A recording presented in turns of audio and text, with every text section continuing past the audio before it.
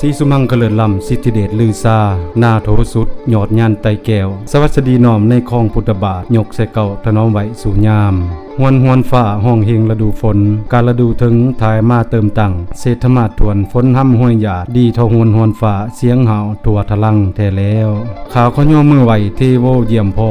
ย่านยอดแก้วตามได้ตื่มพญา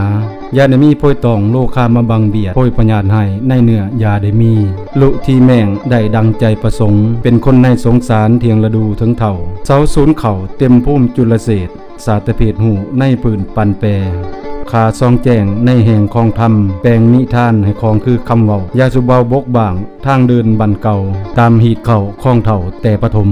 โจะบอนบันคำทะเลงเศร้าสากรแล้วตอนนี้เมื่อหนากาวเวียงฟังเด้อเจ้าเถ่าแก่พงพันเจ้าเวียงจันแม่นเจ้าอนุเจ้าสาธุอยู่สางเมืองหลวงที่มาบอกทั้งปวงแต่เวียงจันเข้าแต่เก่าปุ่นเฮาบ่ทันเห็นเพราะเลยเข็นเวียงจันมาหอดที่มาบอกขอขอดแต่สางมาเลวมีไพศาลกำลัง1 ล้านเอากันเขาสงครามเทญาติอุบาทแท้สร้างป่ามาเลวในเวียงจันทร์เกิดควันคุ้งฝ่าเจ้ามอมหลาคึดโศกโศกาท่านบุตตาทั้ง3มาเต่ากับทั้งเสนาเจ้ามนตรีทั้ง8คึดสวยข่อยเดี๋ยวนี้ดังใดภายยังเลียวเห็นแท้คนดีเมืองอื่นมาสวยป่องเฮาให้อยู่ทะนงยังมีเสนาผู้คนดีเฒ่าแก่แหนเหตุหายถวายไถ่ที่เซ็งลาวก็เซ็งถึงเฒ่าพญาศรีโคตตลาดอำนาจกว้างกว้มพื้นแผ่นไตเน่าในห้องเปียงจานนักคเลศวิเศษแท้ทั้งขายกล่าวขานพระบ่มีย้อนยันสรรพสิ่งการใด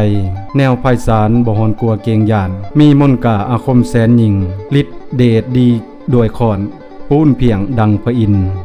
เฮาคนแปลงสารใส่ไปว่อนผู้วนาถพระบาทเจ้ามาป่านสวยเฮาเท่าภาพได้สร้างใหญ่ไพศาลย่อมบรรณาการตอบแทนคุณท่าวเมืองเฮาให้ถวายบาม่วนหมอกไหวแก่เจ้าองค์อ้วนสู่ประการเสนาไหวถวายคดีถวนทีตั้งเครื่องใส่สารแก้วกราบถวายเงินคำแก้ว7ประการถวายหลาดสารทรงใส่ถึงเจ้าเที่ยวพลันสารทรงเท่าสีโคดบุญเพ่งย่อเมื่อนบกราบถวายสารแก้วย่อเมื่อไหวขอวอนอนุญาตขอมหาราชเจ้าเมื่อป่องสวยปอง